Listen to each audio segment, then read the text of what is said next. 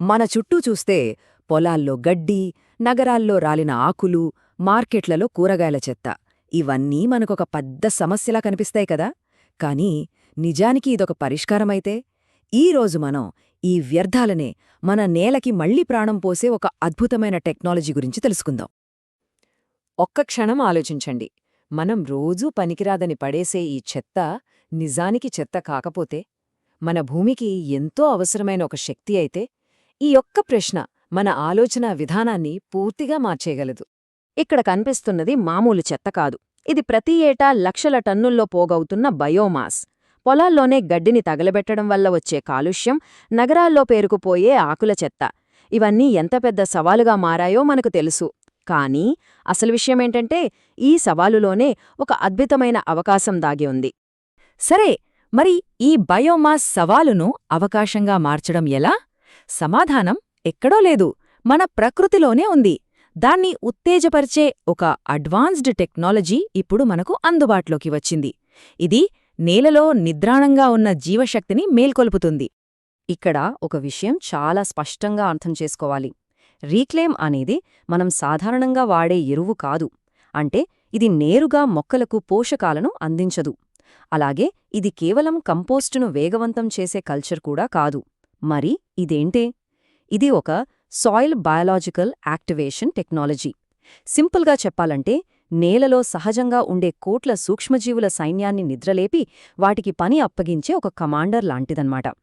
ఇంకా వివరంగా చెప్పాలంటే, రీక్లెయిమ్ అనేది కొన్ని ప్రత్యేకమైన మేలు చేసే సూక్ష్మజీవుల సమూహం. వీటి ప్రధానమైన డ్యూటీ ఏంటంటే, గడ్డి, ఆకులు, చెత్త లాంటి కఠినమైన సేంద్రియ పదార్థాలను చాలా వేగంగా విచ్ఛిన్నం చేయడం. ఇవి ప్రకృతి యొక్క రీసైక్లింగ్ ఇంజిన్ను ఆన్ చేస్తాయన్నమాట. ఇది ఎలా పనిచేస్తుందో చూడండి. ఇదొక అద్భుతమైన చైన్ రియాక్షన్. ఫస్ట్ ఇది నేలలోని సూక్ష్మజీవులను యాక్టివేట్ చేస్తుంది.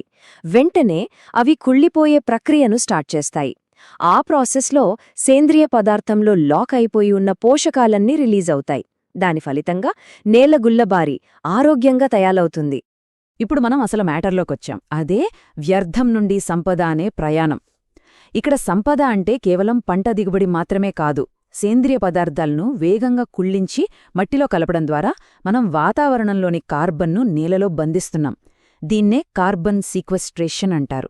అంటే ఆరోగ్యకరమైన కార్బన్ సంపన్నమైన నేల భవిష్యత్తులో రైతులకు కార్బన్ క్రెడిట్స్ రూపంలో అదనపు ఆదాయాన్ని కూడా తెచ్చిపెట్టగలదు. రైతులకు ఇది నిజంగా ఒక వరం లాంటిది. పంట కోశాక మిగిలిన గడ్డిని కాల్చేయాల్సిన అవసరం లేదు. దాన్ని పొలంలోనే కుళ్ళిపోయేలా చేసి విలువైన సేంద్రియ ఎరువుగా మార్చుకోవచ్చు. దీనివల్ల భూసారం పెరగడమే కాదు, ప్రతి ఏటా నేలలో కార్బన్ శాతం పెరుగుతూ ఉంటుంది. ఇది దీర్ఘకాలంలో మన భూమి ఆరోగ్యం మీద పెడుతున్న ఒక గొప్ప పెట్టుబడి. ఇక కంపోస్టింగ్ విషయానికొస్తే, ఇది ప్రాసెస్ను స్పీడప్ చేయడమే కాకుండా క్వాలిటీని కూడా పెంచుతుంది. దుర్వాసన తగ్గటమంటేంటో తెలుసా? మీథేన్ లాంటి హానికరమైన గ్రీన్ హౌస్ వాయువుల ఉత్పత్తి తగ్గుతోందని అర్థం. అంటే మనం పర్యావరణాన్ని కూడా మేలు చేస్తున్నామన్నమాట. ఈ సొల్యూషన్ కేవలం పొలాలకు మాత్రమే కాదు, మన నగరాల్లోని పార్కులు, లాన్ల నుంచి వచ్చే ఆకుల చెత్తను కూడా చాలా సమర్థవంతంగా మేనేజ్ చేయొచ్చు. ఇది గట్టిపడిపోయిన పట్టణ నేలలకు కొత్త జీవం పోసి పచ్చదనాన్ని పెంచడానికి బాగా హెల్ప్ చేస్తుంది. ఇంకా పెద్ద స్కేల్లో ఆలోచిస్తే, కూరగాయల మార్కెట్లు, గుళ్ల నుంచి రోజూ వచ్చే టన్నుల కొద్ది వ్యర్థాలను కూడా మళ్లీ విలువైన వనరుగా మార్చవచ్చు. ఇది ఒక సర్క్యులర్ ఎకానమీ మోడల్. అంటే వ్యర్థం అనేదే లేకుండా ప్రతిదాన్ని తిరిగి ఉపయోగించుకోవడం, పాడైపోయిన భూములను పునరుద్ధరించడం వరకు. దీని అప్లికేషన్స్కి లిమిట్ లేదు. ఇంత పవర్ఫుల్ రిజల్ట్స్ ఇచ్చే ఈ టెక్నాలజీని వాడటం కష్టమేమో అనుకుంటున్నారా? అస్సలు కాదు. చాలా చాలా సింపుల్. ప్రాక్టికల్గా దీన్నెలా ఉపయోగించాలో ఇప్పుడు చూద్దాం. ఈ టేబుల్ చూడండి. మనం ఎక్కడ వాడుతున్నామనే దాన్ని బట్టి మోతాదు మారుతుంది.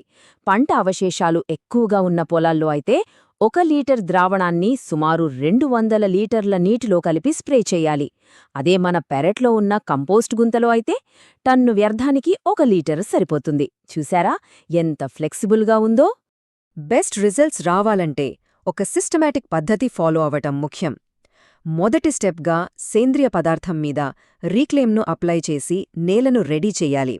తరువాత ఒక 10 నుంచి 15 రోజులు ఆగితే ఆ నేల మొత్తం జీవంతో యాక్టివేట్ అవుతుంది. ఆ తరువాత మొక్కలు నాటితే వాటి గ్రోత్ అద్భుతంగా ఉంటుంది. ఇదొక కంప్లీట్ ఎకోసిస్టమ్ను నిర్మించడం లాంటిది.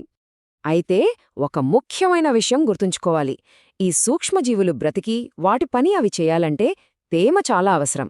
కాబట్టి అప్లై చేశాక నేలలో తగినంత తేమ ఉండేలా చూసుకోవాలి. అలాగే కెమికల్ ఫంగిసైడ్స్తో అస్సలు కలపకూడదు.